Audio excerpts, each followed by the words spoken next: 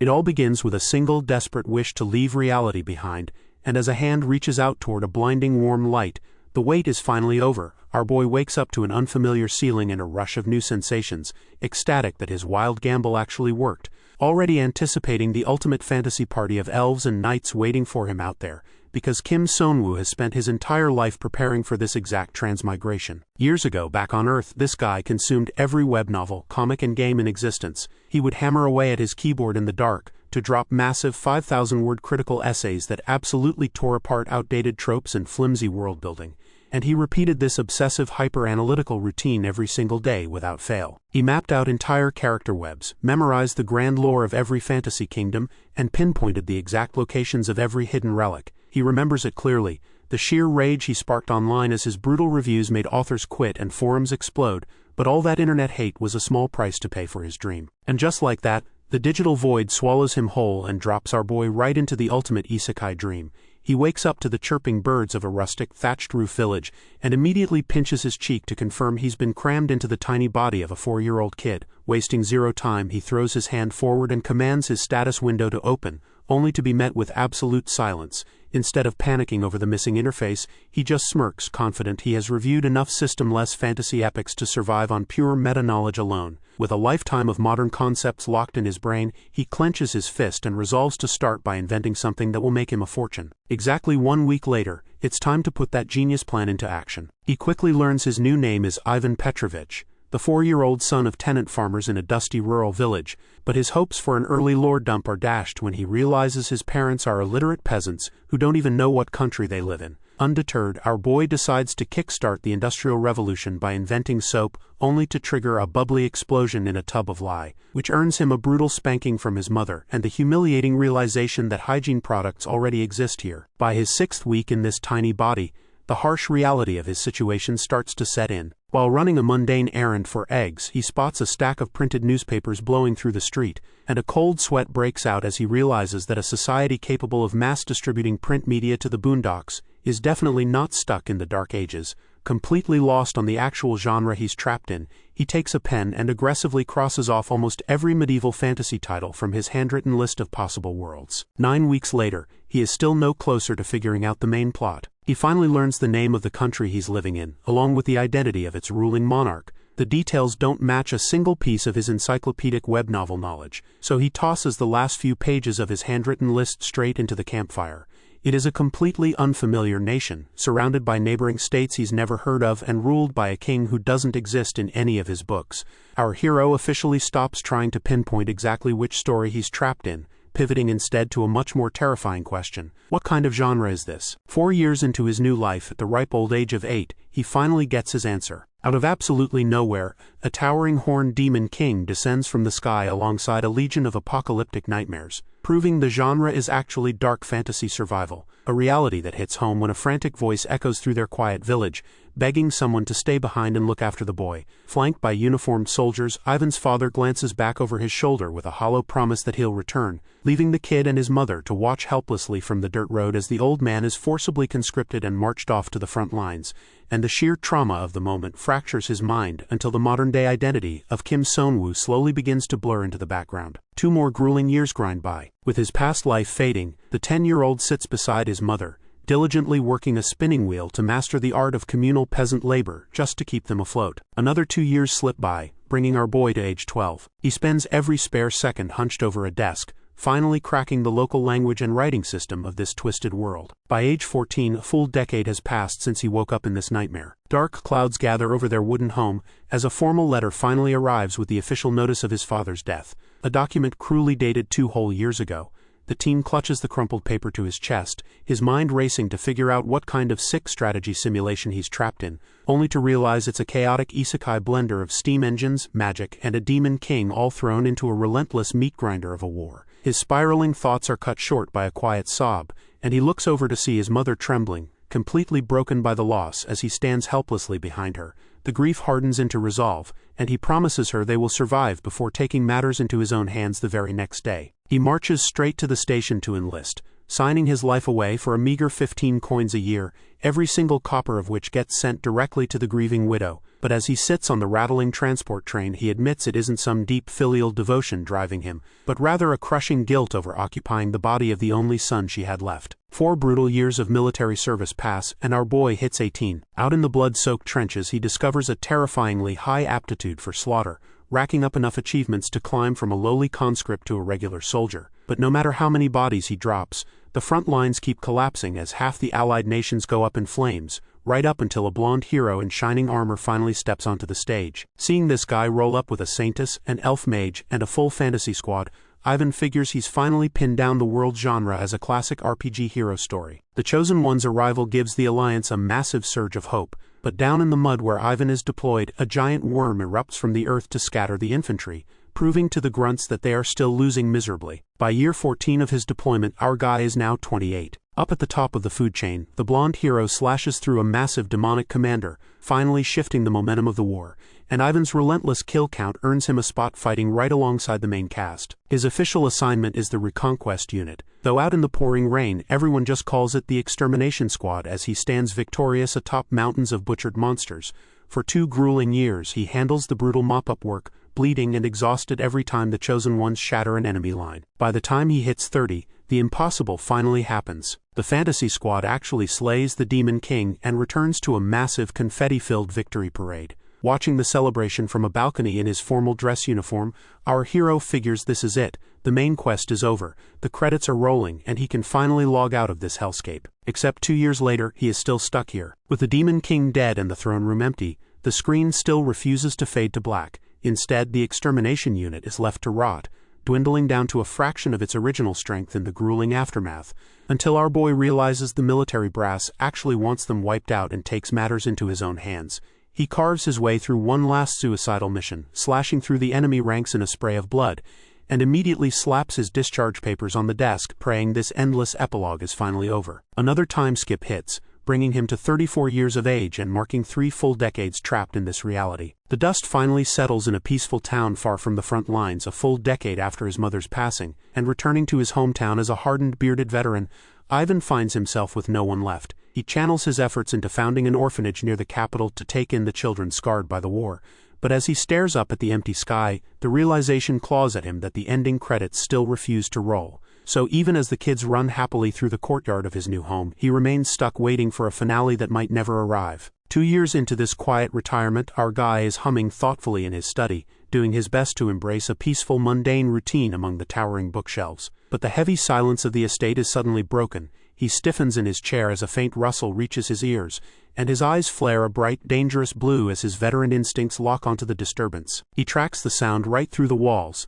mapping out the intruder's every step and deducing from the scent of gunpowder that a single, highly trained soldier is approaching his door. Our guy melts into the shadows, silently drawing a curved blade as he prepares to execute whoever just breached his sanctuary, waiting for the heavy wooden door to creak open, only to find a brown-haired soldier named Dmitri stepping inside with a cheerful salute and a booming greeting. The warm reunion is immediately cut short by a terrifying wall of killing intent as the veteran looms over his old comrade with glowing eyes and demands to know why he didn't knock, before finally dropping his hostile stance with a heavy sigh and bluntly asking what the soldier is doing here. Dmitri casually holds out a thick envelope stamped with a red wax seal, revealing it's a personal message directly from Her Highness the Princess. They settle onto opposite couches, and Ivan stares at the parchment with deep suspicion, flatly asking if it's laced with poison while his friend laughs it off as a simple check-in. But our boy knows better than to trust a friendly greeting from this particular sender. He knows firsthand that Yelizaveta Kirillovna Krasilov, the ruthless white-haired commander who practically looms over the battlefield like a giant, would never send a letter just to ask how he's doing. Realizing the stakes, he deduces the political situation in the capital must be completely falling apart, which Dmitri grimly confirms as he outlines the military government's latest demands. He explains how Crown Prince Alexander is actively trying to carve the nation into 5 pieces and sell it off to the highest bidder, while the so-called Great King just sits on his throne in absolute silence, letting the collapse happen right under his nose. But right in the middle of this impending doom, the soldier flashes a massive grin and pivots the conversation to the Allied Kingdom's most prestigious international academy. He reveals that St. Jansk University is currently welcoming a very specific, very familiar batch of new arrivals this year, starting with Isabel, the blonde daughter of the legendary hero Maximilian, who is enrolling alongside the respective heirs to the armored knight Giles and the elf mage Bjolgren. The offspring of the berserker Ina and the rogue Enrique are right behind them, meaning the children of the very party that defeated the Demon King are all gathering in one place. And to top it all off, Patricia, the actual saintess from that legendary squad, has just taken a job as a department head. With the gates open to anyone regardless of age, the world's most gifted youths are flocking to the campus, setting the stage for an entirely new kind of battlefield. Back in the study, the soldier's smile takes on a much darker edge in the shadows as he lays out the stakes. If even a single one of these VIP brats gets a scratch on them, the entire country goes up in smoke. Our guy just sighs, asking what exactly they need him to do to stop that from happening. And Dmitri holds up 3 white-gloved fingers, giving him the ultimate escort mission: keep the kids alive for 3 years until they can safely graduate and return home. Ivan closes his eyes with a heavy groan, cynically wondering what kind of trash-tier ending this is when the world is still a political powder keg even after the final boss is dead. The grand sunlit halls of this suspiciously timed institution loom before him, as he tries to make sense of why a school would suddenly pop up out of nowhere right now. Then his glowing blue eyes widen as the realization hits him like a freight train. A terrifying red aura erupts from his body as he violently slams both hands down onto the desk, making the soldier flinch, and he bites back a curse while his fingers dig right into the solid wood. The timber splinters and completely crushes under his grip as the worst-case genre trope dawns on him. This whole setup is an academy story. Dmitri nervously sweats bullets, stammering to ask if his old comrade is all right, but our hero just leans heavily over the shattered desk and lets out a soul-crushing sigh, finally understanding that his 30 years of blood, sweat, and absolute hell were nothing but the prologue. But as his fist rests against the ruined timber, a new resolve takes over, and a dangerous grin breaks through his beard as he figures that if getting these kids to graduate is what it takes to see the credits roll, then he's all in, cracking his knuckles and officially accepting the mission to force this story to its true ending so Kim Son-woo can finally go home. The official request reaches our hero as a handwritten letter from Princess Yelizaveta, affectionately signed Kirilovna, who opens with a nostalgic look back at their old days struggling to tend the palace gardens together, before her tone takes a sharp turn to warn of a harsh, unnervingly quiet winter fast approaching. The kingdom is bracing for unseen turmoil, and she desperately needs her most trusted woodsman back in the fold, promising to repay his services threefold or even cash in on their shared memories if that's what it takes to secure his help. The silver-haired royal signs off with a final reminder that the kingdom still demands his devotion, cementing this as a summons our guy cannot refuse. Ivan folds the parchment and glances up at Dmitri across the dimly lit study, as the officer lays out her core demand. For the next 3 years, Ivan has to babysit the gifted children of the former hero party and ensure they survive the academy. A heavy sigh escapes him as it clicks that his life has suddenly shifted into a classic academy genre arc, and he desperately hopes that clearing it will finally let him go back to Earth. Pushing the existential dread aside, he asks who he's supposed to be welcoming first, and Dmitri confirms it's the daughter of Ina, the great king of Drowan, a name that instantly strikes a nerve and freezes the veteran in his tracks. Years ago, long before he wore any royal title, Ina was just another comrade in the hero party, an absolute madman who taught a young Ivan the finer points of combat by wildly swinging a massive double-bladed axe straight at his head. Meanwhile, miles away at the Drowan station, a roaring crowd of meathead warriors throws an absolute rager of a send-off for their beloved princess. They fully expect the berserker's bloodline to brutally conquer the academy, but Esidici fiercely screams right back at them, determined to prove the haters wrong and major in orchestral music instead. Her locomotive rolls out with all the pomp and circumstance a warrior kingdom can muster, beginning a long, vulnerable journey through the treacherous snowy mountains. Back in the capital, our guy paces the hallway, racking his brain for what could possibly go wrong, before the deadpan realization hits that he's now in an academy genre story, and the introductory train ride is basically legally required to explode. The logic of this genre goes like this: the chosen hero always defeats the ultimate evil with his trusty companions by his side. An enemy commander inevitably defects to join the good guys, and the journey ends with the world bathed in peace, unbreakable formulas known as clichés. 30 years ago our boy burned the very novel that brought him here. He still holds its narrative common sense in his head to this day, fully aware that a terrorist attack on an academy admission train is practically a mandatory event. Armed with this meta-knowledge, Ivan posts up at Igorvich Station and checks his watch right at 9 in the morning as Princess Esidici's locomotive approaches. He figures that if anyone is going to target the royal heir, they have to strike right here at the border to shift the political blame before the tracks enter a heavily guarded military zone. So without enough hard proof to request official backup, he decides to handle these absolute amateurs himself and steps out into the concourse to hunt them down. He immediately zeroes in on a scarred man on a bench who has suspiciously let 3 trains roll right past him, while another idiot is pretending to be a vegetable vendor, puffing on a cigarette right over his produce in a completely empty country station. Our boy silently slips up behind the first target, and the sharp metallic click of a hammer makes the scout freeze in his tracks. Ivan presses the barrel of his handgun directly against the base of the man's skull, and as the terrified thug stammers out a panicked curse, the veteran coldly orders him to shut his mouth. The fake vendors across the hall instantly panic and yell at him to freeze, but our guy just smirks since his weapon is completely hidden from their angle, proving they're all accomplices. His eyes flare a piercing blue as he asks his hostage one last question. Where does his loyalty lie? When the scarred man just sweats and stammers in terror, Ivan pulls the trigger, executing him point blank right in front of his buddies. As the lifeless body drops, the veteran calmly deduces that these aren't trained royal agents but just a sloppy amateur gang. The remaining two thugs draw their weapons in a blind panic, but our guy is already a blur of motion. He dashes forward with blinding speed, and before the spiky-haired vendor can even pull the trigger, Ivan's axe cleanly severs his arm. Without losing a single ounce of momentum, he spins toward the red-haired terrorist and buries the blade straight across his torso. His glowing blue eyes track the falling bodies, finalizing his deduction that these amateurs have never faced a truly strong opponent. The spiky-haired vendor writhes on the floor, screaming his lungs out as blood geysers from his freshly deleted arms, but our hero just stands over the carnage and calmly informs the survivor that he has exactly 3 minutes before he bleeds to death. He looms over the dying man, demanding to know where the rest of his crew is hiding, and the desperate amateur immediately spills everything, crying that there are 15 more armed men waiting down by the tracks. Ivan instantly pieces it together, realizing this pathetic trio was nothing but a forward scouting party.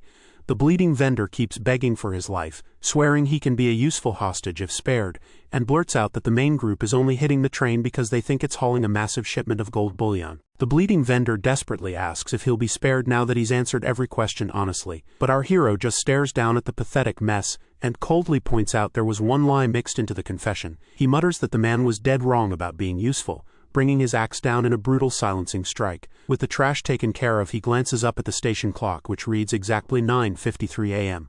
He pulls on his gloves and calculates the logistics of a standard extermination unit cleanup protocol. It'll take 5 minutes to scrub the blood and stash the corpses, so he'll have exactly 2 minutes to spare before the train pulls in, which for a veteran of his caliber is more than enough time. Meanwhile, back at the capital, Dmitri delivers his report to Princess Yelizaveta, revealing that our boy predicted the impending attack with terrifying accuracy. When she asks if the veteran had an informant, the officer shakes his head to confirm there hasn't been a whisper of one in 4 years. A dark chuckle escapes her lips, amused by the sheer absurdity of his intuition. She leans in and orders Dmitri to record every single trivial move the man makes, so she can monitor him personally, a command that proves exactly why she earned the title of Iron-Blooded Liza. To her, it's clear that his absolute conviction hasn't changed a bit since his last mission. Back in the snowy mountains, the train rattles toward a stone bridge where a hidden hand grips a detonator switch. But as Ivan sprints through the frost, he reflects on the ultimate rule of the Academy genre. A pre-enrollment terror attack can never actually harm the main characters. It's just a tutorial stage meant to introduce the protagonist, and he's about to crash it. Up on the snowy ridge, the scarred terrorist leader holds the detonator, completely oblivious that he's just a pawn in a massive genre cliché. And with a single click of the switch, he blows the front of the train sky high. As the cars violently derail and Esidici screams for her life inside the wreckage, the mastermind grins, ready to loot the survivors, totally unaware that our boy never planned on stopping this attack in the first place. After all, a tutorial stage is strictly the main character's job to clear, so Ivan just uses the explosive chaos as the perfect cover to slip right into the shadows, and readies his handgun and axe to hunt down the real threats from the rear. Eyes glowing a piercing blue, he fires a round straight into the snowy abyss, declaring that this ruthless calculated slaughter is the true way of the extermination unit. Down in the valley, the derailed train is a blazing inferno of twisted metal and black smoke, but up on a nearby ridge, the bandit crew is already celebrating their massive payday. Their boss orders them to scrub the royal stamps off the stolen goods to fence them on the black market, but his greedy grin vanishes the second a sudden flash catches his eye. A single shot rings out, snapping a subordinate's head back as a bullet rips straight through his skull. And as the dead weight hits the snow, the rest of the crew spirals into absolute panic. One bald bandit screams into the darkness to demand who fired, just as our guy steps out of the shadows, his pistol smoking and his axe ready for blood. Our guy just calmly strolls toward the terrified thieves and asks which one of them is in charge. Two of the grunts completely lose it, raising their pistols and screaming to shoot him down, but his eye flares with a piercing blue light as his line of fire detection instantly maps out the exact trajectory of their aim. He knows from experience that guns are practically useless against anyone above a certain level of strength.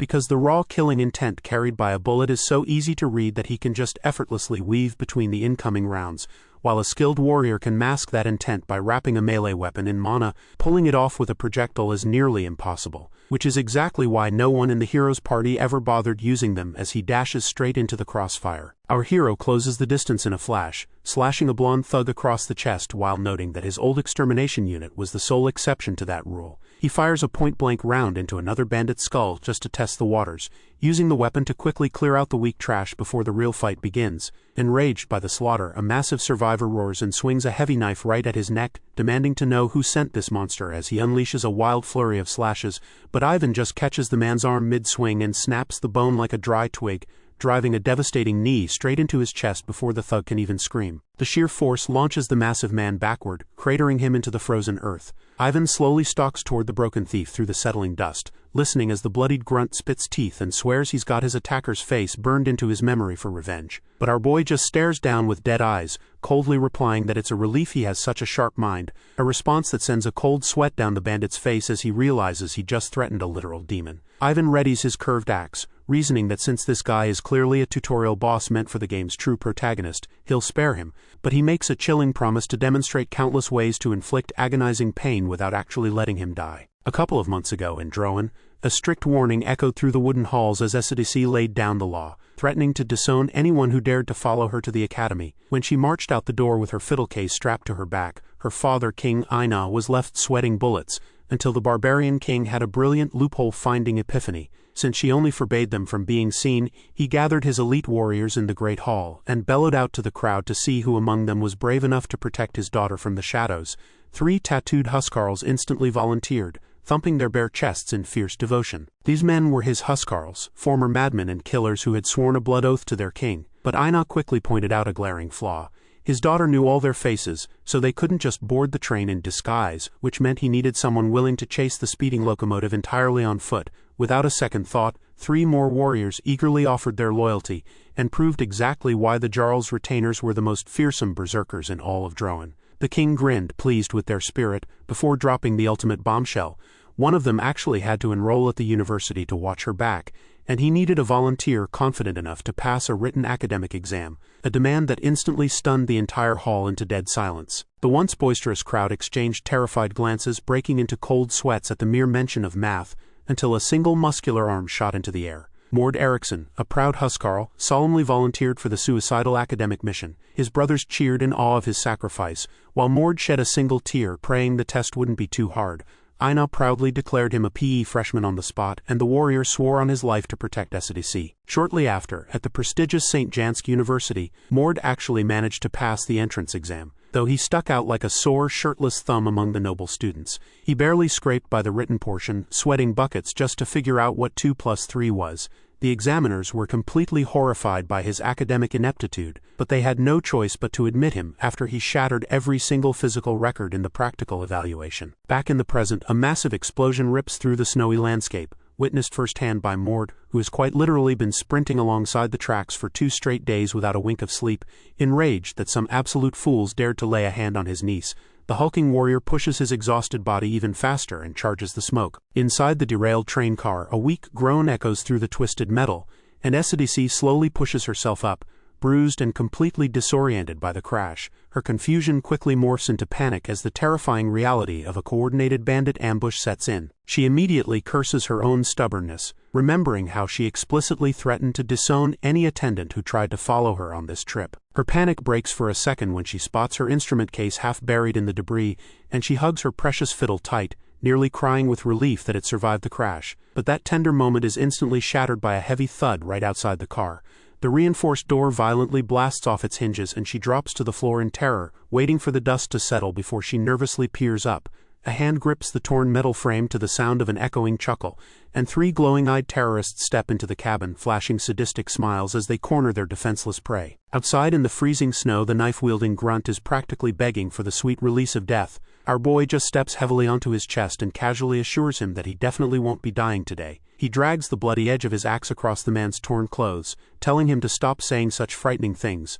a taunt that makes the bandit scream in sheer terror while Ivan smirks down at him. The veteran then pulls out a flask of glowing green liquid, and despite the captive's desperate pleas for mercy, he mercilessly pours it right over the man's open wounds to draw out a blood-curdling shriek. Because on the front lines, the one thing soldiers hated even more than the demonic enemy was a healing potion. Years ago, a younger Ivan screamed in a military hospital bed and begged the staff to just amputate his arm instead. His heavily scarred body was pinned down by nurses who viewed him as a national asset to be preserved at all costs.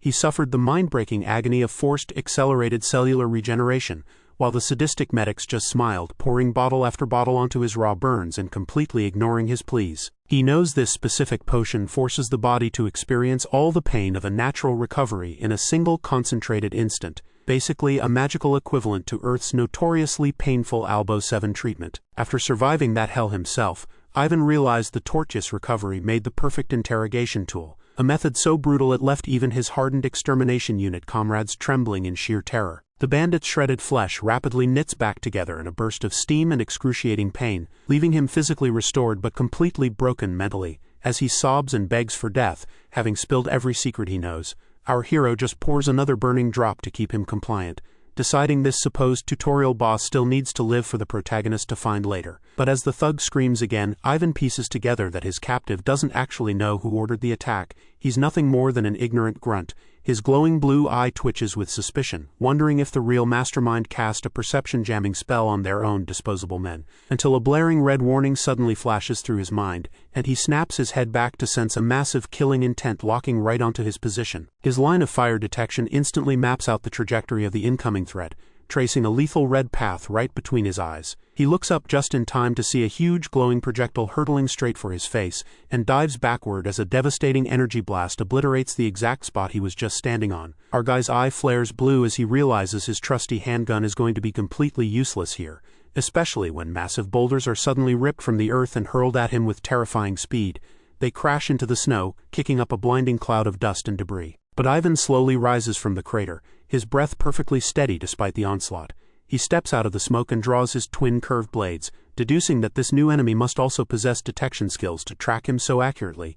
Eyes glowing with lethal intent, he demands the hidden attacker show themselves, and in response heavy fur-lined boots step into the clearing, radiating a suffocating red aura. Mord Eriksson leaps down from the wreckage with his dual axes in hand, acknowledging the stranger's reflexes, but the Huskarl's face is contorted in absolute fury as he declares our hero a dead man for daring to lay a hand on his niece. Ivan glances down at the broken bandit at his feet with a sudden realization that his earlier deduction was completely backwards, so he tightens his grip on his blades and braces for a heavy clash, letting his own blazing blue aura erupt as he glares back at Mord, entirely convinced that this furious uncle is the true mastermind behind the terror attack. The muscular red-haired man launches a devastating downward swing, shattering the earth with a massive shockwave. As Ivan barely braces in time, his analytical mind immediately flags a glaring anomaly. This guy is way too strong to be a simple train robber, so our hero summons a swirling water-like defensive barrier to catch the next blow.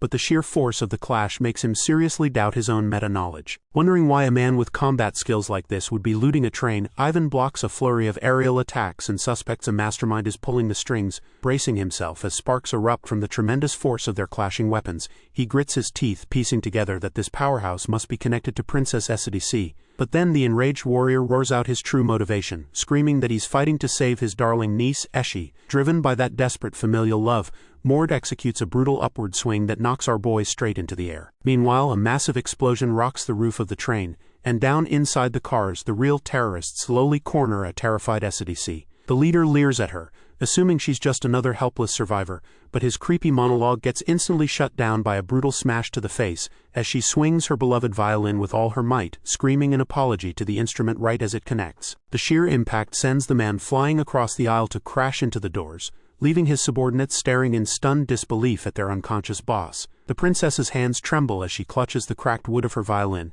and she bursts into tears over the ruined instrument while the surviving bandits scream that she's completely insane.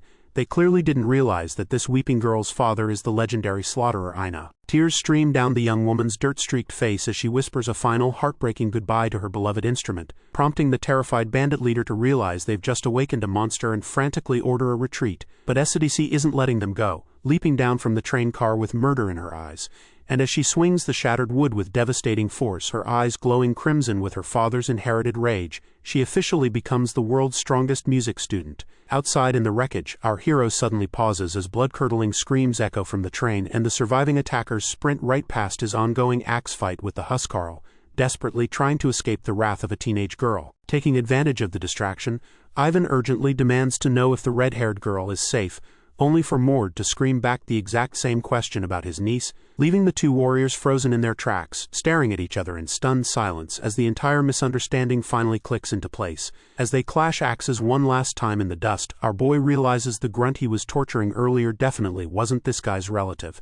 This sparks a sudden meta-epiphany about Academy genre clichés, since he knows a hidden helper character is always supposed to swoop in and save the protagonist during these early train attacks. Mord is just as confused, lowering his weapon to accuse Ivan of being in league with the terrorists, and he points out that he literally just watched him pour a healing potion over one of the bad guys. A memory flashes through his mind of his commanding officer screaming at him years ago for wasting valuable supplies like that, but in the extermination unit, keeping a captive alive through the agony was just standard protocol. Back in the present, our hero calmly explains he just needed to extract some information, prompting the massive Huskarl to sigh in exasperation and rest his axe on his shoulder. Before the misunderstanding can drag on any further, the warrior's attention snaps toward the clearing dust as SDC steps out of the wreckage, battered but alive, clutching her damaged instrument case. Mord instantly drops his guard and sprints over to crush his niece in a massive tearful bear hug, while Ivan watches from the sidelines, a sudden realization striking him as he matches a name to the young woman's face. He remembers it clearly.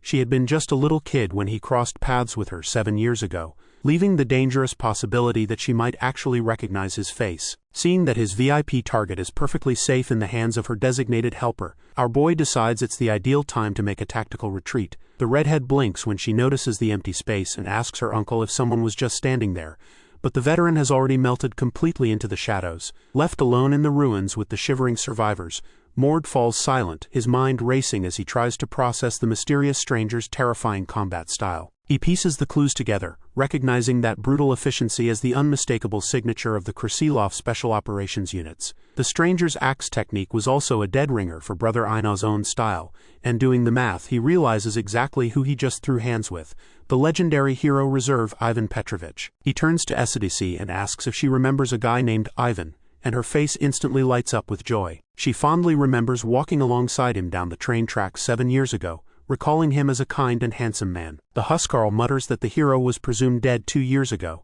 and that thick beard made him completely unrecognizable.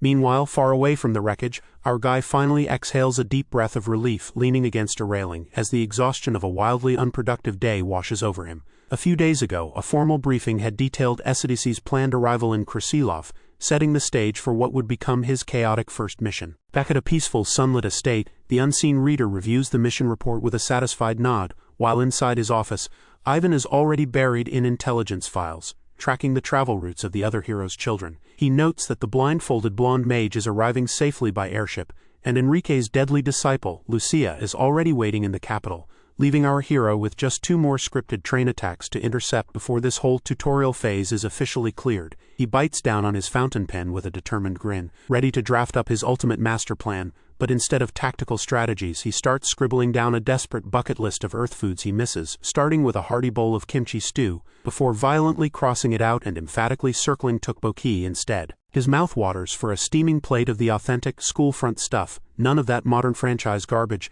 and slumps over his desk in pure homesickness, only to freeze when a small voice outside his window asks if he's planning to abandon them again. He jolts upright, finding a 17-year-old blonde orphan named Priscilla smiling brightly through the glass, cheerfully admitting she's been eavesdropping ever since he started muttering about his lunch cravings. She casually hops right through the frame into his office, leaving our guy to stare in disbelief as he points out they are currently on the 3rd floor, wondering aloud if wall climbing is part of the curriculum now. The teen just cheers her victory as they head out into the courtyard, completely ignoring his grumbled order to use the damn hallway next time. Rewind to a few weeks ago, when the orphanage's most popular game was in full swing. It was a daily challenge where the kids constantly hid in the courtyard shadows, trying to sneak up on the director unseen. One boy lunged from behind a barrel to spring the ultimate ambush, but our guy's superhuman senses caught every single twitch, allowing him to snatch flying projectiles out of the air without even turning his head and effortlessly pluck every last kid from their hiding spot on the very first try. Despite radiating a terrifying blue aura,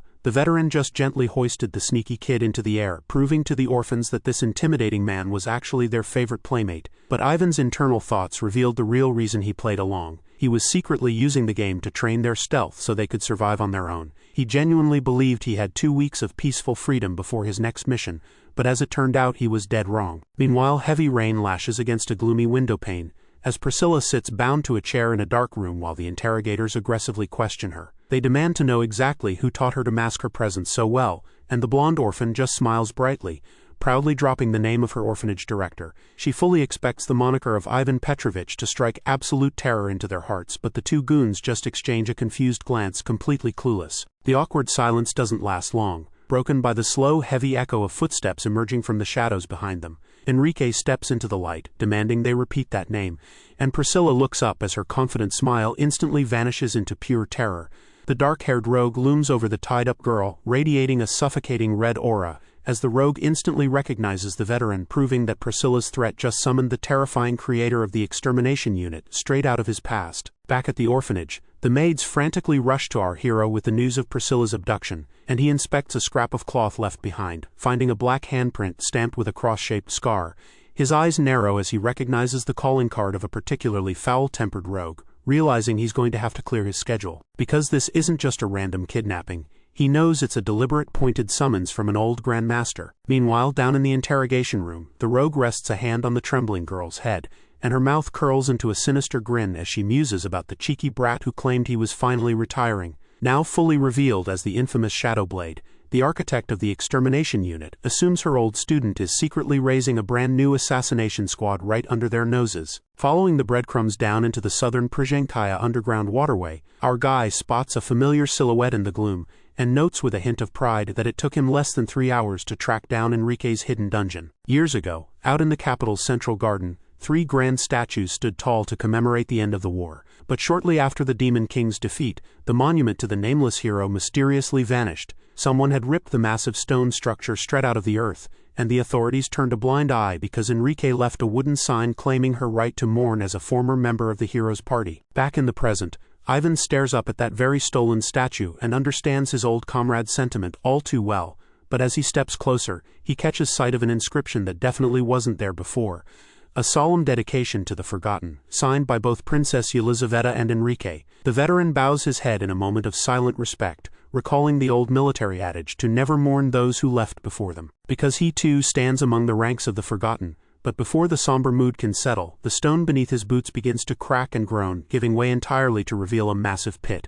And caught completely off guard, our guy plummets straight into the darkness. He lands with a heavy thud in an ornate room, dropping right in front of a woman with pointed ears casually sipping tea, and he notes that she still remembers the old ways as she sets her cup down and points out it's been 7 long years since they last stood face to face. Enrique Sergeyevica, the former thief of the hero's party, flashes her fangs and welcomes him with a mocking nickname and a smirk, a far cry from the days when she betrayed her vampire sire, drained his blood and became the hero who ended the undead rampages. As the Shadowblade, architect of the extermination unit, and our hero's old grandmaster, she casually notes that he hasn't even touched the coffee she poured for him. But Ivan stoically replies he doesn't mind it getting cold, refusing to play her mind games as he cuts straight to the chase and demands to know where Priscilla is, prompting the vampire to chuckle at his bluntness before warning him to reel in that hostility. She mocks that his venom just makes him look clumsy, a jab that makes our guy flinch as his hand twitches instinctively toward his concealed blade, before her slit pupil narrows to remind him of a lesson she taught him long ago. Venom is the sole privilege of prey. A suffocating, scaly red aura floods his senses as she assures him she hasn't bitten the girl just yet, and Ivan breaks into a cold sweat, constricted by the crushing weight of her killing intent. Leaning in, Enrique demands an answer. Despite the spectral snake looming over him, Ivan grits his teeth and asks what she's really plotting. The rogue grandmaster's aura flares like a physical weight as she flips the script, demanding to know what he's really plotting by hoarding orphans, admitting she initially thought his little retirement hobby was adorable. In the recent past, his crash course produced an operative capable of flawless ambush techniques, one he seemingly deployed right to Enrique's front door. Enrique leans in, stating flatly that opening a rival murder school in her territory is a direct declaration of war.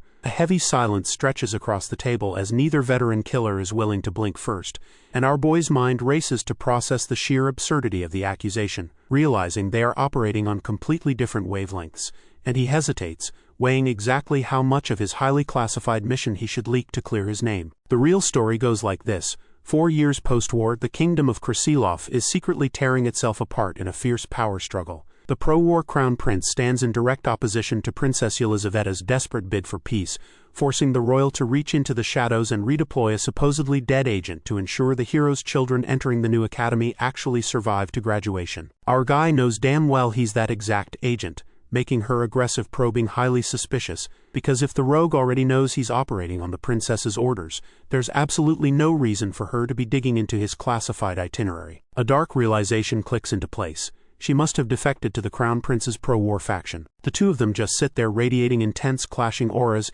each utterly convinced the other is a psychotic bastard plotting their downfall, until Ivan decides to try a little diplomacy and calmly brings up the rogue's disciple who is scheduled to enter the university. He explains that his employer has taken a vested interest in the girl's safety, as any harm to her would be a national loss, and flatly states he was told to take charge of the kid, fully expecting his old grandmaster to read between the lines and recognize Yelizaveta's royal decree, but Enrique's paranoid brain completely twists the phrasing, and she translates his diplomatic olive branch into a direct threat to hunt her precious student down. So while Ivan stands up with a sigh of relief, convinced he just successfully cleared the air, the vampire slams her hands on the table in unhinged fury, whipping around and screaming for her disciple to get in the room immediately, right as the heavy wooden door swings open. The door swings open to reveal Lucia, who steps inside and cheerfully bows to our hero, completely oblivious to the murderous tension in the air, prompting him to blink in genuine confusion at the sight of a normal human girl and ask point-blank if she actually knows what her master is. The short-haired disciple just smiles brightly and confidently declares that her master is, in fact, human, earnestly explaining that despite Enrique's unusual diet, her heroism and desire to protect the country are what truly define her humanity. The sheer, unfiltered naivety of the statement leaves my guy completely speechless, but internally he has to admit that such an open-minded perspective is incredibly rare in a post-war kingdom so hostile to other races, though the touching moment is cut short when the vampire stands up, her voice dropping a terrifying octave to declare the girl is the most precious thing she's gained in her twilight years. A suffocating red aura erupts around her as she explicitly promises to kill Ivan if he dares lay a finger on her. Accepting that negotiations have completely broken down, our boy draws his axe with a sharp metallic scrape, and his right eye flares to life as he challenges her allegiance, ready to fight to the death if she's still acting as the royal family's attack dog, demanding to know exactly what price Crown Prince Alexander paid for her loyalty. With a blinding blue aura erupting around him, instantly, Enrique's terrifying red pressure fizzles out into absolute bewilderment. She just stares at him blankly, asking if he wasn't the one working for Alexander. Ivan's intimidating glow drops just as fast, and he flatly denies ever having a friendly relationship with the man, which leaves a deafening, incredibly awkward silence hanging over the room as the massive misunderstanding finally unravels. Realizing they were seconds away from a bloodbath over absolutely nothing, my guy lets out a heavy, exasperated sigh and lowers his weapon, and the tension completely evaporates as the vampire collapses back into her chair, loudly complaining that God really should have given him the gift of basic communication skills. Lucia nervously chimes in that they actually make a pretty good pair, which only makes Enrique blush furiously and scream in absolute denial, leaving our boy so exhausted by the sheer emotional whiplash that he slumps back into his chair to mentally draft an invoice to Princess Yelizaveta for overtime pay. He takes a calm sip of his tea, satisfied that the immediate crisis is averted, and he realizes that even when the Academy's tutorial phase kicks off, the disciple will be perfectly safe with a former hero's party member guarding her. As Lucia excitedly praises her master's intense bloodlust, the rogue just wearily waves her off, and watching them bicker more like family than master and student, Ivan concludes this bizarre parent-teacher conference is officially a wrap, though before he heads out, Enrique asks why on earth he's teaching orphans lethal ambush techniques, to which he flatly replies they learned it all on their own just to boost their job prospects. Later, Ivan escorts Priscilla back through the city, taking note of exactly how far she had wandered from the orphanage, and as the sun sets he wonders what drove her to come all the way out here and catch the eye of Enrique's interrogators. But his train of thought is broken when the blonde girl quietly calls out his name. With tears welling in her eyes, she finally asks the question that's been haunting her: is he preparing to leave them behind? He remembers it clearly. His recent absences and that sudden visit from a government agent hadn't slipped past the kids, and though he wondered for a second if they had stumbled across his bucket list of Earth foods, deep down, he knew they had simply sensed the distance growing in his heart. Looking out at the fading light, he gently admits that he probably will leave, but the sound of quiet sobbing makes him turn back as Priscilla completely breaks down, trembling as she begs him not to go, terrified of losing her home all over again. and as he watches her shake, the sheer depth of her trauma as a war orphan finally clicks into place. Back then, Priscilla's desperate search for work to secure her place had led her to move so silently through the city that she was mistaken for a trained agent and captured. Our boy steps forward and gently wraps his heavy coat around her trembling shoulders, and though he still desperately wants to leave this brutal world behind, he just can't bring himself to walk away cold.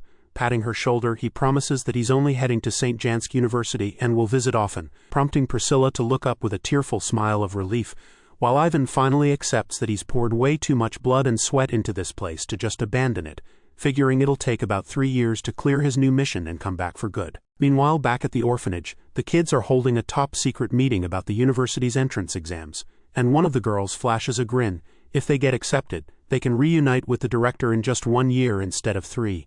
They agree on the ground rules. The whole squad has to prepare in absolute secrecy, keeping the entire operation completely under Ivan's radar, and fired up with pure determination, every single child at the Vasilisa orphanage hits the books, ready to crash his academy story. Completely oblivious to the academic uprising brewing back home, our hero stands in his room and reviews his checklist, crossing off SDC, the Berserker's daughter, as a confirmed success, and noting that his encounter with Lucia, the vampire's disciple, went just as smoothly. His eyes narrow as he locks in on his next target, while miles away a heavy steam train rolls through the countryside. Inside one of the passenger cars, a distinctive sword with a ring guard rests against a seat, belonging to the young blonde woman gazing quietly out the glass, Isabel, the daughter of the hero himself. Years ago, long before our guy ever had to track down the man's daughter, the reality of fighting alongside the legendary Maximilian was a chaotic nightmare. In theory, a hero's party was fundamentally an assassination squad, meant to slip deep into enemy territory with whisper-quiet stealth, not obliterate a distant mountain with a massive pillar of light. But Maximilian just smirked. The blonde poster boy was an absolute lunatic, barely flinching as a teammate's thrown sword nearly took his head off. He let Enrique sarcastically chew him out for announcing their location to every monster in the woods, but as the elf rogue suddenly snapped her head toward a noise in the dark, it was clear the hero wasn't the only unhinged one on the roster. The blonde knight, Giles, flew into a blood-crazed frenzy over nothing, turning a simple woodland skirmish into a blinding laser show, only to casually brush off snapping his own wrist as a decent warm-up. The entire party dynamic was a dysfunctional mess, with the swordsmen demanding a quick patch-up from their exasperated cleric, Patricia. And then there was Ina, who just chuckled at the absolute chaos. The towering berserker firmly believed a man had to leave his mark on the world, radiating a terrifying amount of energy as his comrades desperately begged him to stand down, but he ignored their pleas, setting his sights on a distant peaceful mountain peak. He swung his axes with such force that a colossal slash cleanly severed the mountain's peak, which naturally kicked the ultimate hornet's nest and brought a terrifying horde of demonic forces crashing down on them. Ivan vividly remembered the utter hell of sprinting for his life that night, but even through the sheer panic he couldn't forget the vibrant blue sky above, or the sight of an armored hand reaching up toward the stars, battered and bleeding in the dirt. Maximilian just smiled and pointed upward. While the rest of the squad lay exhausted on the ground, they playfully bickered over who actually contributed more to splitting the rock, trading competitive banter and completely shrugging off the near-death experience. Watching Enrique comically grapple the screaming berserker by the face, Ivan realized this legendary group was nothing but a den of lunatics, and among them, the blonde hero was by far the craziest, yet somehow the one who shone the brightest. But when asked later why he took such an insane risk just to clear the clouds, Maximilian simply laughed and said he just wanted to see the stars. A whimsical, ridiculous answer our guy deeply resented. That same man killed the Demon King 4 years ago, then vanished without a trace, which left the world to worship the legend of the hero while completely forgetting the actual person named Maximilian. Now our guy's quiet train ride is interrupted by a sweating agent, and as Ivan freezes the entire carriage with a single word, he sighs at the highly troublesome situation he's found himself in. It all started a few days ago, right after he thwarted the previous train terror attack, when Lieutenant Colonel Dmitri enthusiastically grabbed his hands to praise him for predicting the exact time and place. But as the officer offered official support, Ivan quickly realized he had drawn way too much suspicion, especially when Dmitri leaned in with shadowed eyes to question how a retired soldier could build such a vast intelligence network without the military knowing. Since he couldn't exactly explain that he just knew the predictable clichés of the academy genre, he decided to stay perfectly silent and let the military mistakenly believe he ran a transnational secret organization. But as a direct result of that little misunderstanding, our guy finds himself on a train with 5 counterintelligence agents assigned to assist him, which really just means they're here to monitor his every move. He immediately tears into them for wearing conspicuous matching suits, pointing out how ridiculous it is for undercover spies to huddle together in an empty carriage. The sweating rookies can only swallow their fear as he despairs over their sloppy incompetence, and his eyes glow with intense frustration before he launches into a passionate, old-fashioned rant about how things were done back in his day. The lecture drags on as the steam engine rolls forward, only cutting off when the wheels finally screech to a halt at their destination. Desperate to escape the nightmare, the exhausted agents formally try to excuse themselves, but our guy isn't even close to finished, his eyes flaring with a terrifying aura as he traps them in a fiery continuation of his speech. By the time he wraps up an 18-hour unbroken scolding, the rookies are left completely traumatized and literally bleeding from their ears, and he watches calmly as they sprint out of the station in a blind panic. The grueling marathon lecture was just a deliberate tactic to shake off Dimitri's surveillance, leaving him completely free to focus on his primary objective of guarding the train, neatly killing two birds with one incredibly painful stone. Meanwhile, Isabel strides through the bustling terminal with her luggage, her demeanor cold and distant as she boards the train and takes a seat by the window with a heavy sigh. A man in a vest approaches from behind to subserviently reassure her, but she instantly shuts him down by grabbing his wrist in a vice grip. Her eyes flash a brilliant cyan in the shadows as she barks at him to shut up, ruthlessly cutting off his stammering apology to order the useless moron out of her sight. She watches with cold disgust as he retreats and he slips quietly through the cabin door, but the second he's out of view, the pathetic lapdog act vanishes, his face twisting into a mask of terrifying rage as his eyes ignite with a blinding white glow. Meanwhile, the express train to the capital rumbles down the tracks, carving its way through territories bordering the old demon front lines. Our guy knows this route is supposed to be heavily fortified, so he mentally ticks off all 30 stations along the journey,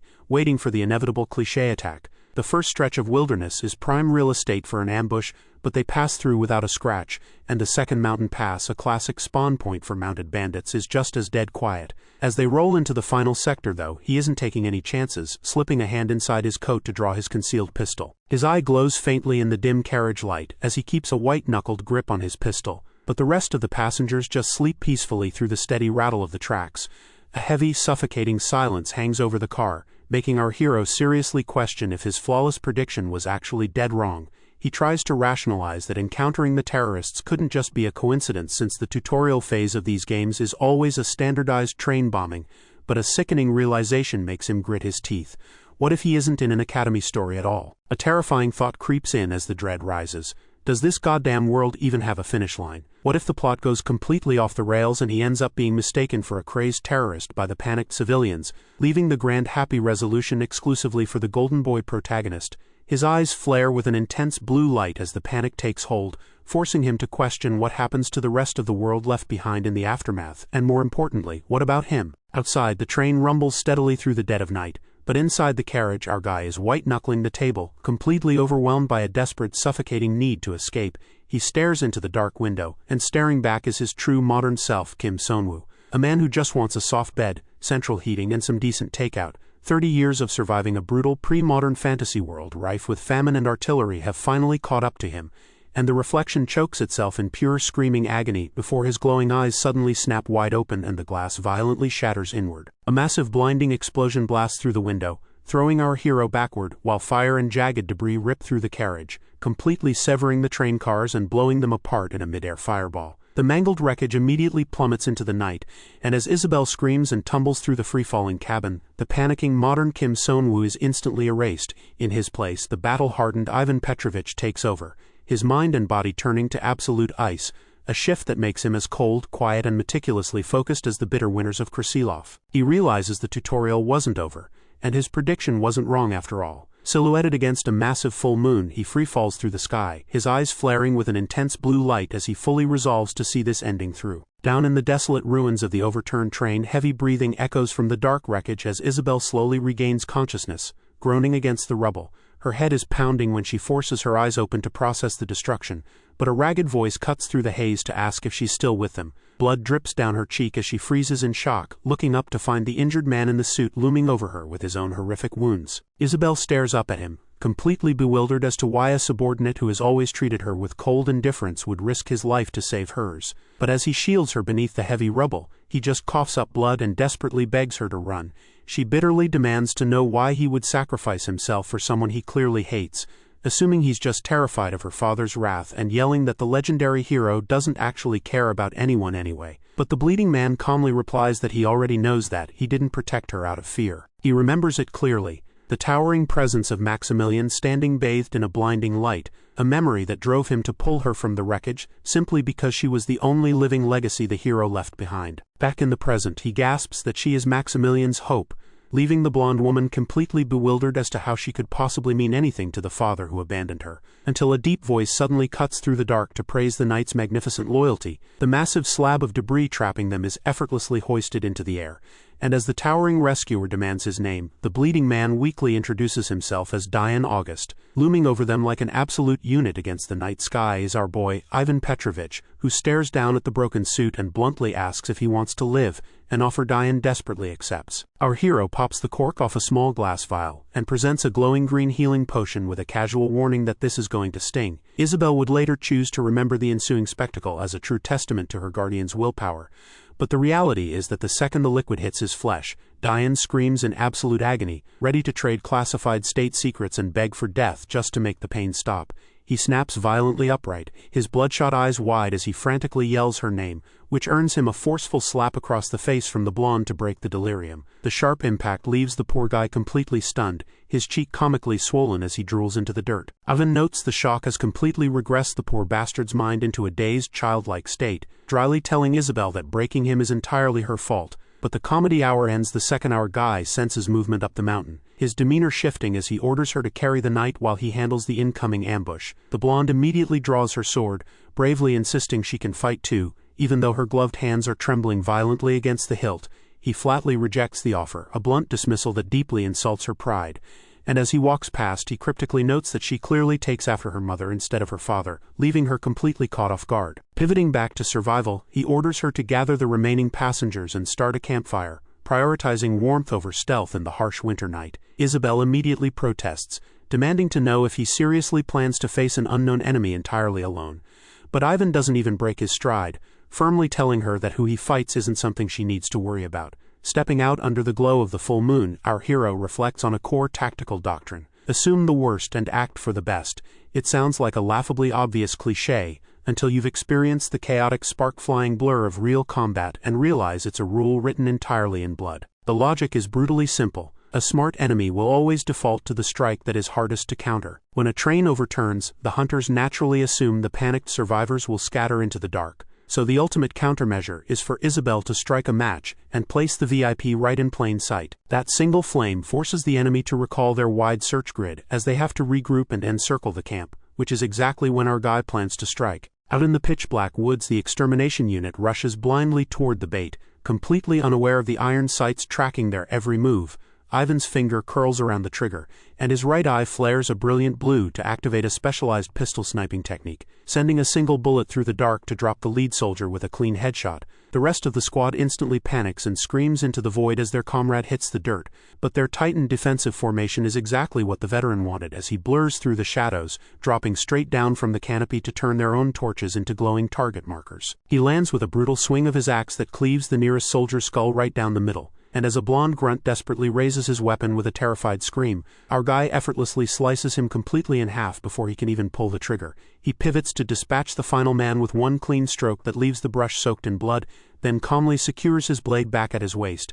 Standing victorious over the slaughtered squad, he takes a slow breath and racks the slide of his pistol to prepare for the next wave. Deeper in the woods, the remaining soldiers are trapped in a chaotic nightmare of echoing gunfire, and a panicked scout reports to his captain that yet another squad has been hacked apart. Centurion Yahello strokes his scarred chin, trying to calculate just how large of an elite strike team is hunting them, listening closely as the shots ring out from the west and the north, to realize the perimeter is shrinking and closing in on their position with impossible speed.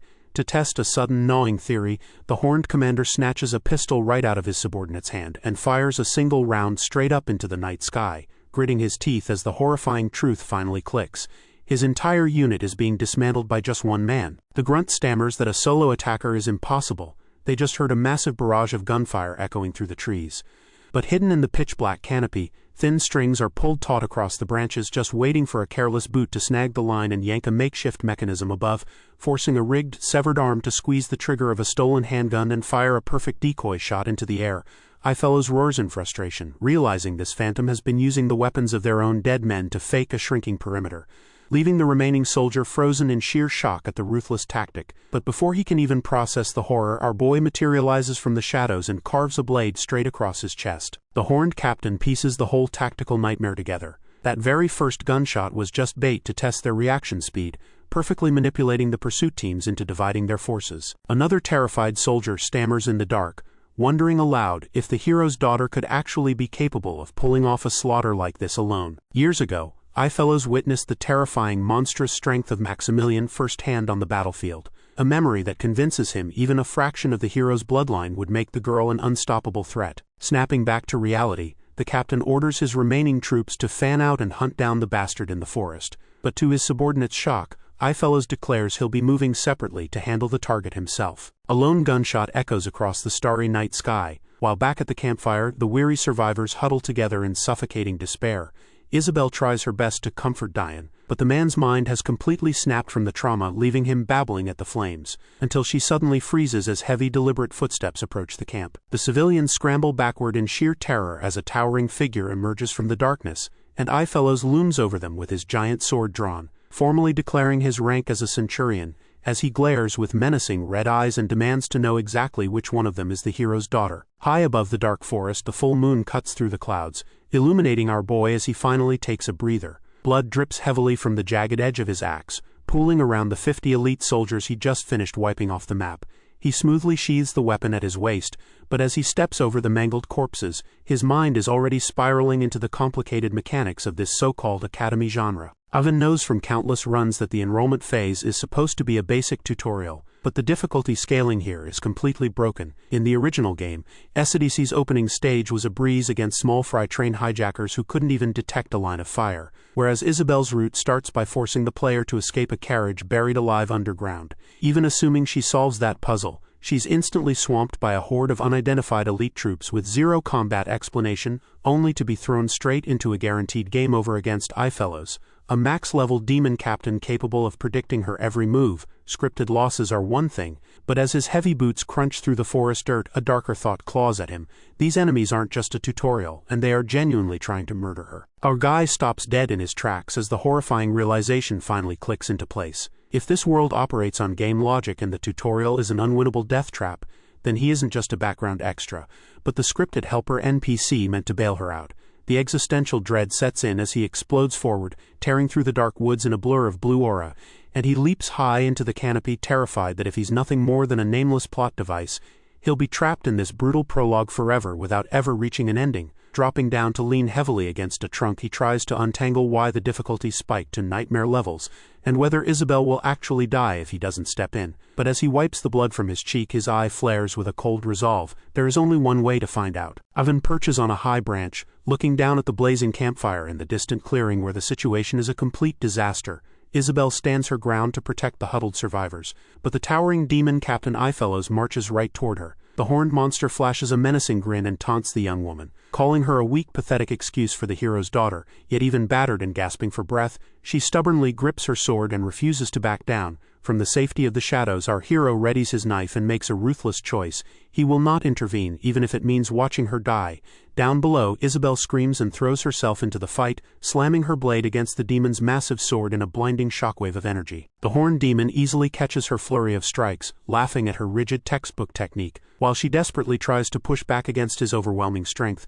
A sight that drains the last ounces of hope from the battered survivors watching from the dirt. But with a crushing downward slash, Ifellos shatters her guard, mocking the sheltered upbringing that left her completely unprepared for a real battlefield, until her eyes flare a brilliant blue and she lunges back in with a furious screaming swing. A deafening clash rings out as her blade is knocked spinning into the night sky, leaving her completely defenseless when the monster grabs her by the collar and hoists her off the ground. She hangs there in utter defeat as he laments the pointless casualties her futile resistance caused, and he raises his massive sword for the execution, demanding her last words. Battered and staring death in the face, she mutters the word hero under her breath, and suddenly the voice of Sir August echoes in her mind, warning her that true knights never seek to be heroes at all. Years ago, amidst a burning battlefield, a battered Sir August told her that a hero was defined by bravery rather than sheer strength, and he warned that a true knight must never strive for that impossible pedestal, a vow he originally swore while kneeling in the pristine halls of his youth. There, the king of Thills commanded his men to reject the arrogant pursuit of glory, demanding they embrace their own frailty to stand shoulder to shoulder with the weak. Back in the present, Isabel closes her eyes and finally accepts her own weakness, bracing herself as Ifellos brings his massive weapon crashing down for the execution. But instead of freezing, she dives beneath the lethal arc and lunges for a discarded sword, leaving the terrified survivors to watch in horror as she scrambles to her feet. The horned demon immediately pivots to unleash a second devastating sweep, but her gloved fingers lock tight around the hilt, and she intercepts the colossal strike with a deafening clash of steel that rattles the clearing. Pushed to her absolute limit, she gasps for breath but plants her boots firmly in the dirt, standing as a solitary shield between the monster and the people she swore to protect. Her eyes flare with a brilliant, piercing blue light, and she explodes forward to meet the demon blow for blow. The clearing erupts into a storm of sparks as they trade a blinding flurry of slashes, but the horned captain is suddenly the one being pushed back, gasping in shock at her overwhelming power. She channels all of that surging resolve into her weapon, swings the glowing blade with devastating momentum, and drives the steel straight through his chest, her victory silhouetted against the full moon. The monster chokes on his own breath as thick blood drips from the fatal wound. Ifellos staggers backward, clutching the gaping hole in his chest as he curses his luck, beaten first by the hero and now run through by his offspring. He collapses to his knees as his massive frame finally yields to the damage. But as the light fades from the demon's eyes, Isabel stares him down with absolute icy calm. She doesn't gloat. She doesn't offer him a grand heroic speech, and she doesn't even flinch. She just coldly informs his dying breath that she isn't actually Maximilian's daughter. With the centurion dead, the terrified survivors huddle around the campfire and weep in sheer relief that the nightmare is over. But a sudden deep voice praising her work makes the young swordswoman flinch as our boy Ivan finally steps out from the tree line with his hands casually tucked into his pockets. When she breathlessly asks about the rest of the pursuit squad, he plants his boot next to the demon's head and confirms that this was the very last one, a truth that drains all the adrenaline from her body, leaving her to slump into the dirt with a weary laugh as the veteran stares down at her in silence. Ivan looks down at the exhausted teen, the gears turning in his head as he recognizes this entire bloodbath for what it really is, a standard early game awakening event. Because in the original script, this tutorial was supposed to end in a massacre that left every last survivor slaughtered in the dirt, a calculated tragedy designed to push Isabel past her breaking point and force a brutal, blood-soaked awakening. But as he glances over at the weary civilians huddled safely around the campfire, he realizes his own intervention completely derailed that plotline, and a wave of profound relief washes over our hero as he looks back at the dead demon, finally confirming that he has real agency and isn't just some helpless helper NPC bound to a predetermined fate. During the war, long before any of this, Maximilian unleashed a massive beam of light to physically split the night sky. The hero and his chaotic party hadn't carved that path through the foul clouds over the Demon King's territory just to flex their power or even to strike an enemy. Ivan gazes up at that same moon, understanding now that the golden boy just wanted to prove the morning star was still shining where it always had. He lets out a heavy exhale, admitting to himself that he absolutely despised the man. But back then, that unwavering, blinding optimism was the one thing that kept humanity from falling into despair. As Isabel catches her breath in the moonlight, Ivan realizes she carries that exact same spark. His existential dread finally fades, replaced by a cold determination to see his mission through and make sure every single one of these kids graduates alive. But to pull that off, he has to figure out how a demonic hit squad slipped this close to the capital. To get some answers, our boy reaches into his coat and pulls out a familiar flask of glowing green healing potion. The exhausted teen watches in confusion as he steps toward the dying demon, and with his eye flaring a terrifying blue, he pops the cork and calmly announces it's time for a little medical treatment. The glowing green potion sizzles against the demon's flesh, pulling an agonizing scream from his throat. But Ifellos refuses to break, shouting his rank as a centurion instead. He promises to remember his torturer in the afterlife, flashing Ivan a dark glare as he sticks his tongue out and violently bites down, desperate to sever the muscle and bleed out. Our guy just stares down at him, completely unimpressed by the dramatic suicide attempt. He casually forces his bloody fingers into the demon's mouth to pry those jaws apart, and dumps the rest of the healing liquid straight down his throat, coldly noting that biting your tongue won't kill you, it just hurts. Ivan chillingly assures the demon that he doesn't want him to hurt, framing the glowing green liquid as mere medical treatment. But as Ifellos gasps for air, he recognizes his tormentor and chokes out the man's old alias. The dying captain admits the extermination unit thought he was dead, which confirms to our hero that this demon is a veteran of the long war. When Ivan asks why they'd send an executive for a simple tutorial, the demon confesses they couldn't afford another failure, and the realization hits our boy like a freight train. Because he slaughtered the initial scouts and ruined the train plot before it even began, The panicked demon sent a heavy hitter to compensate, and Ivan realizes he accidentally cranked Isabel's tutorial difficulty up to an absurd level. But Ivan knows exactly how the political game is played, and tells Ifellows his superiors will just label this a fringe extremist attack and abandon him. The demon grimly agrees, fully aware he was always a disposable pawn meant to be thrown away. Looming over the broken executive, our guy readies his glowing blue axe and grabs Ifellows by the horn, laying out his 3 remaining options, starting with getting dragged back to the capital to die under brutal magical torture, while choice 2 is being released to be hunted down as a traitor by his own kind, before pressing the blade right up to his captive's neck for the final option. Ifellows trembles as the cold steel bites into his throat, and knowing there's no escape, he begins to mutter a final prayer. He demands his captor stop stalling and just kill him, but Ivan tightens his grip on the horn, recognizing the dark verses as the prayer of the Demon King. Instead of swinging the axe, our hero throws out a completely bizarre question about whether the demon's parents are still alive. Before the confused executive can even process the whiplash, Ivan casually mentions that he runs an orphanage. Years ago, our hero received a completely impossible order to hunt down the 7 Iron Dragon generals. It was a flat-out suicide mission that wiped out nearly the entire extermination unit. But when he miraculously walked away from the slaughter and slapped his discharge papers on the desk, Princess Yelizaveta wept with guilt and ordered him to live the rest of his days in hiding as if he were already dead. Projecting that same grim fate onto his captive, Ivan tells Ifellows that if he truly wants to survive, he has to abandon his entire identity. The executive weakly argues he doesn't deserve that mercy, but our guy coldly replies that blind loyalty doesn't define a life. He tightens his grip on the demon's horn, offering to snap it right off to sever his final ties to his pride, or if he prefers, he can just lower the axe and end it all right now. It's the ultimate ultimatum, forcing the monster to choose between living as a forgotten ghost or dying with dignity. Ivan presses the heavy blade right against Ifellows' bloody chest, and the veteran commander's iron resolve finally shatters. Tears mixing with the blood on his face, the demon chokes down his pride and begs for his life. Our boy flashes a terrifying predatory smile and violently smashes the demon into unconsciousness. The comic cuts to the ultimate punchline. Centurion Ifellows is now officially registered as a 50-year-old orphan at St. Vasilisa. With the immediate threat neutralized, Ivan looks out over the horizon, finally confirming his working theory: this world is an Academy genre story, and his own interference directly caused the tutorial to glitch into a nightmare mode difficulty spike. But as he watches rescue workers tend to the very real bleeding victims of the wreckage, a profound realization hits him. These people aren't just scripted NPCs following a predetermined path. Trying to predict every variable in a living, breathing world is a fool's errand. So our guy narrows his focus down to the only thing that actually matters: the ending. No matter how far the plot derails or how wildly the cast deviates from the script, he is going to make sure these kids survive to graduation. Nearby, Isabel watches a survivor weep over a crushed body, suffocated by the guilt that her presence drew the attack.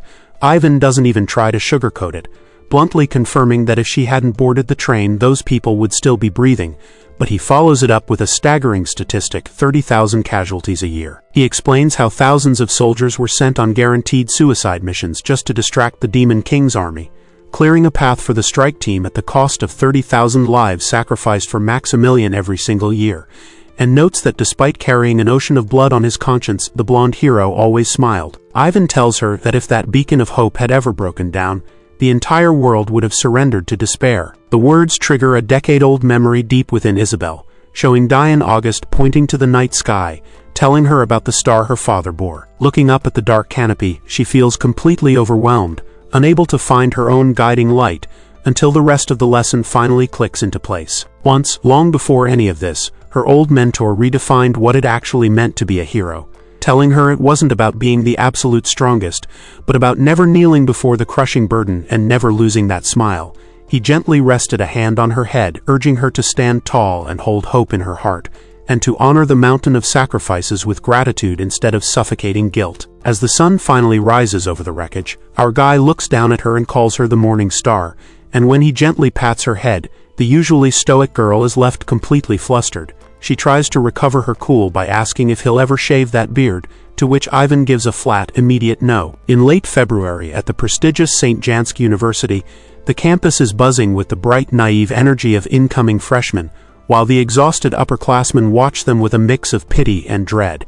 It's supposed to be a perfectly ordinary entrance ceremony, until an enormous, terrifying shadow suddenly swallows the entire courtyard. Over in the capital, citizens point to the sky in total panic as a massive Kalian aerial warship blots out the sun. Military subordinates sprint through the halls screaming that they're all doomed, and they burst into Princess Yelizaveta's office to report the breach, only to find her already staring out the window. She can see the trespassers just fine, and she is absolutely trembling with rage. Down on the streets, our guy calmly assesses the situation. Knowing exactly why the elves brought a literal warship to an orientation, they're furious about the train terror attack, and are aggressively broadcasting that they'll protect their own child since human border security is an absolute joke. He figures Elpahera, the elf hero's daughter, must be on board, but his thoughts are interrupted by Isabel happily pestering him, completely convinced he must be some badass combat professor. When he deadpans that he's actually just a gardener, her jaw practically hits the pavement, and despite the comedy routine, Ivan mentally checks off his VIP list, noting that SDC has safely made it to campus. Lucia, the vampire's disciple, has been kicking around the capital this whole time, and Oscar, the knight's son, is already mingling with the other students in the courtyard. With all the children of the hero's party successfully gathered at the academy, our hero heads toward the grand auditorium, his genre-savvy instincts already flaring up. He knows all too well that in an academy story, the entrance ceremony is never just a peaceful welcome. Some cliché, catastrophic disaster is absolutely bound to happen. And right on cue, across the crowded hall, a mysterious black-haired man suddenly freezes in his tracks, a glowing light reflecting in his purple eye as he stares in absolute disbelief, because a literal status window has just materialized right in front of his face, flashing a bright congratulations to welcome a brand new player to the board. The comic opens with the classic web novel trope of the scoundrel youngest son. A total degenerate who gets possessed by a modern reader, completely flips his personality, and gets showered with praise, usually by stylishly stopping a terrorist attack at his new academy and rising to overnight stardom. But our new transmigrator barely has time to process his identity as Yevgeny Novikov Karamzin. His newly awakened status window suddenly flashes a bright congratulatory message. It immediately issues a D-rank quest, ordering him to stop an unidentified group from bombing the entrance ceremony. Eugene freezes in shock, realizing his grand fantasy adventure is starting right this second. But a split second later, the notification abruptly flashes red and cancels the quest, stating the explosives have already been removed. The black-haired man just stands there completely baffled, sweating bullets as his perfect survival plan instantly derails. Back then, he specifically chose to enroll in the peaceful theology department, to avoid this exact kind of danger. Because even though he's technically in the body of a swordsmanship prodigy, the sharpest thing he's ever held is a kitchen knife, and the sight of a towering red demon makes him tremble in absolute terror. The black-haired man notes that he's just a modern Korean who has never even carved a chicken, let alone slaughtered a monster, so he hid in the theology department, hoping to coast by on buffs and healing skills. He just wanted to safely become ridiculously overpowered, but now the status window is acting erratic, leaving him cursing his luck and wondering why this is happening, while the system confirms that all 3 academy explosives have already been removed. Up in the rafters, our guy snips the final wire and declares the bomb disarmed. He knows an attack at an academy entrance ceremony is just common sense in this genre, but with heavy bombers in the sky and the counterintelligence command on extreme alert, a direct assault is suicidal. He uses his meta-knowledge to analyze the auditorium's blueprints for blind spots, picturing exactly how a professional would think when planting the bombs, and tracks their logic to pinpoint the explosives' exact locations. Disguised as a groundskeeper, our guy casually strolls over and harvests the explosives like he's picking baby potatoes. But with the immediate threat cleared, the only question left is who actually planted them. The problem is that far too many suspects come to mind with a strong motive to terrorize the university.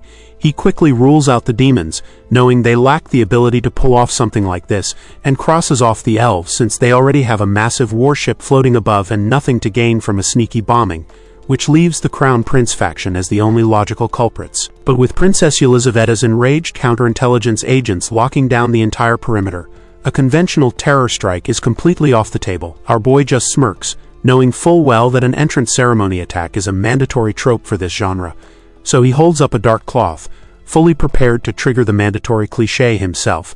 He's just about to make his move, but an unfamiliar voice suddenly calls out from the shadows, mockingly dubbing him a black Santa Clauses, and freezing the veteran right in his tracks. His eye flares a piercing blue just as he picked a solid rocks in his hand, and then he threw it with all his myth, showing the quick reflex.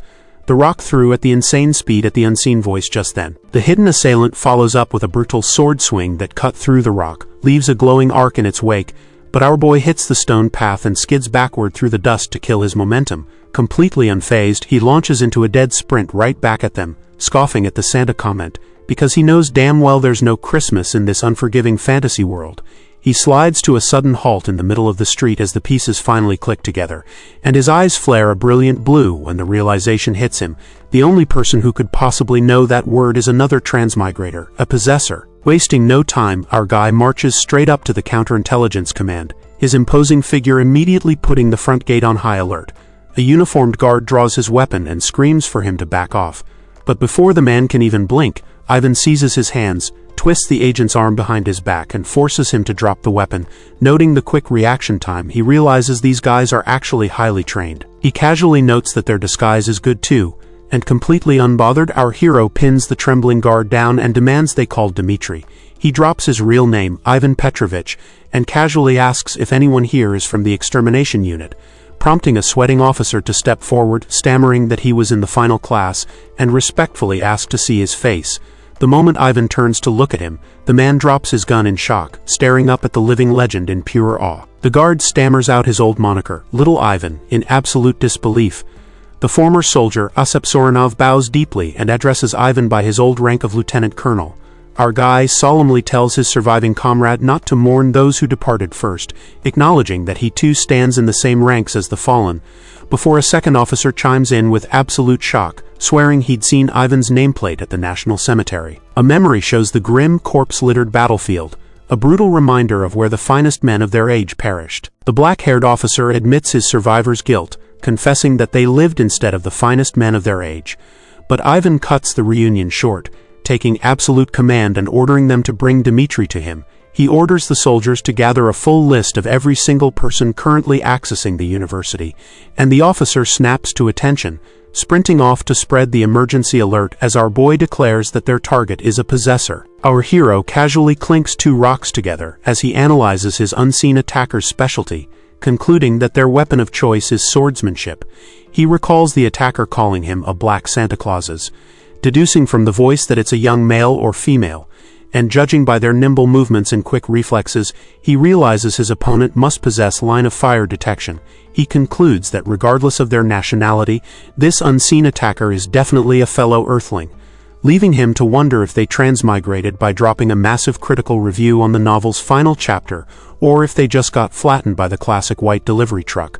Either way, they clearly know the original work is an Academy genre story, which is the only reason a possessor would deliberately infiltrate the university. Looking out over the massive campus, he realizes that because they know the original work, they know what happens next. He grips the balcony hard enough to crack the stone, realizing the possessor must know the story's ending, and grits his teeth as he resolves to hunt this anomaly down. He needs to know if his own fate is written in that damned original work, and he won't stop until he rips the answer out of them. Meanwhile, out in a sunlit courtyard, a harsh voice shatters the tension, screaming at Eugene as he kneels in the dirt to take a brutal verbal beating from his new father for causing such a scene. The black-haired teen pants heavily, cursing his miserable luck of being transmigrated into the body of a despised scoundrel. But more than the family drama, he is utterly traumatized by that brief encounter with Ivan. He has no idea what kind of ungodly monster he just provoked.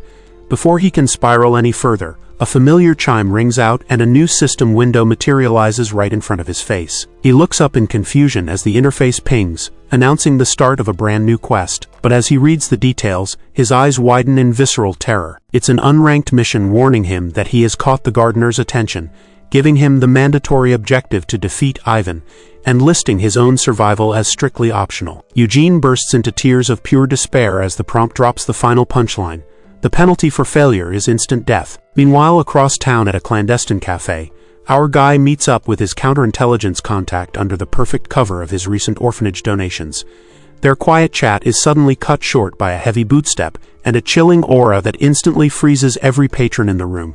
The tension breaks when a high-ranking officer waves off the panic and tells the crowd to relax as he casually strolls past Ivan in the busy hall.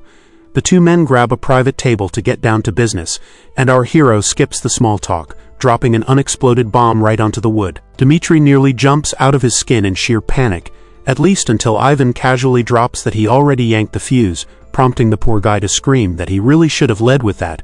Catching his breath, the officer inspects the device's low mana output and deduces it was merely a distraction. He orders it sent to the magic department, officially ruling out the Crown Prince faction as the culprits. With the politics cleared, a masked subordinate slides Ivan the requested documents he needs for his hunt, mentioning that their superior wants a meeting, an invitation our hero coldly declines. He turns and walks out without another word, leaving the masked man to just laugh it off and joke that the gloomy veteran desperately needs to start dating. Years ago, that gloomy isolation was a stark contrast to the man he used to be, prompting Princess Yelizaveta to explicitly order her men to assign a shadow to his side, knowing full well that leaving the broken veteran alone would completely destroy him. Hidden away in a pitch-black room, Ivan starts sorting through the massive freshman roster to calculate the total population of the university. He factors in the staff, families, and dignitaries to narrow the suspect pool down to exactly 2,429 people. He knows the culprit is hiding among them because he understands exactly how a possessor's mind works. A transmigrator will always try to exploit their meta-knowledge. They view the world as a game, and treat the real people living in it as mere NPCs, enjoying this tragic reality like a well-made theme park while the veterans who actually bled for this world are left drowning in survivor's guilt. He knows finding the anomaly won't be easy, but he is perfectly willing to tear the academy apart to root them out, and with his curved blade resting on the files of his top suspects he makes a silent, deadly promise. The next day, the academy courtyard is bustling with life as Isabel happily runs over to reunite with her red-haired friend. She quickly notices a new face sitting at the picnic table, a pink-haired freshman who shyly introduces herself as Yuri Frank. When Esidici tells Yuri to drop the formal titles and just use her first name, the sheltered berserker princess immediately bursts into happy tears at finally being treated like a normal student. Because, as Yuri helpfully points out, absolutely no one else on campus has had the guts to share a lunch table with a literal berserker. A memory shows exactly why the other students are sweating over their lunch trays. Every time Esidici tries to eat, her terrifying, muscle-bound Uncle Ina stands menacingly behind her like a raid boss. The red-haired girl grips her head and wails into the table, screaming that her overbearing uncle has completely nuked her college life before it even started. She thanks Isabel for saving her from total social isolation, but the blonde just smiles and redirects the credit to Yuri, revealing that the shy, blushing freshman beside them is actually a full scholarship student in their department. She adds that the girl's sword skills are even sharper than her own, leaving the berserker wide-eyed with surprise, while high above the courtyard, hidden perfectly in the branches, our guy listens in on the whole exchange. Watching the trio laugh from his perch, he keeps his gaze locked dead on the pink-haired freshman, knowing from her file that she is a notable war orphan pulling serious attention for her raw talent.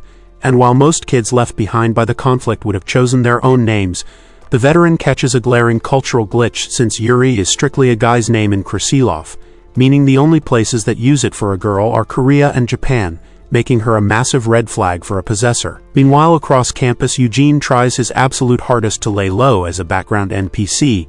He chats with a classmate about their painfully mundane theology schedules, awkwardly apologizing to everyone he bumps into as he navigates the halls. Dragging around a massive stack of books already has him exhausted, but the heavy coursework is actually the least of his worries right now, because everywhere he goes he can feel Gardener Ivan stalking him from the trees. Our boy casually snips through a thick branch, but his glowing blue eyes instantly lock right back onto the panicked student. Eugene freezes in pure terror as their eyes meet, realizing his desperate attempt to keep a safe distance from the terrifying gardener was basically a joke against the man's wallhack-level radar.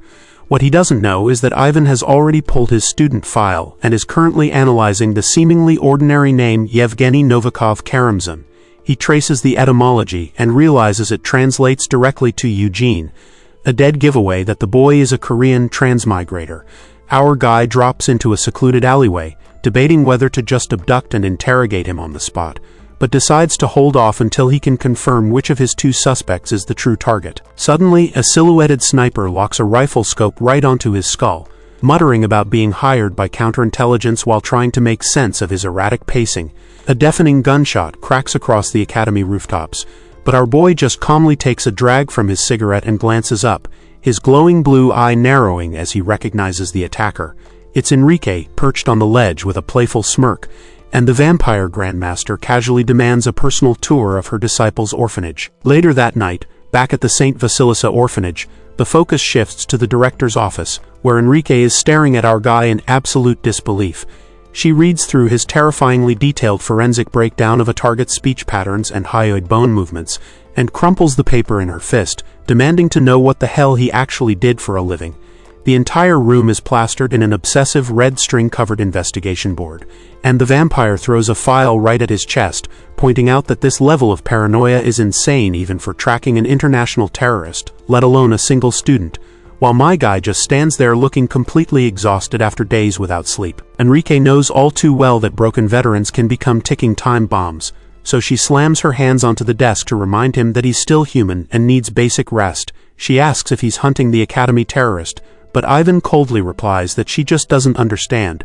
Frustrated by his evasiveness, the vampire grabs him by the collar, her terrifying red aura flaring as she demands some actual answers. Our hero remains completely stoic under her grip, hesitating for a long moment. He finally breaks the silence by asking her to imagine a hypothetical scenario where someone is suddenly ripped from their home. Trapped in an unfamiliar world, this person tries everything they can to survive. They adapt to the harsh reality and follow the plot of the story they think they're in.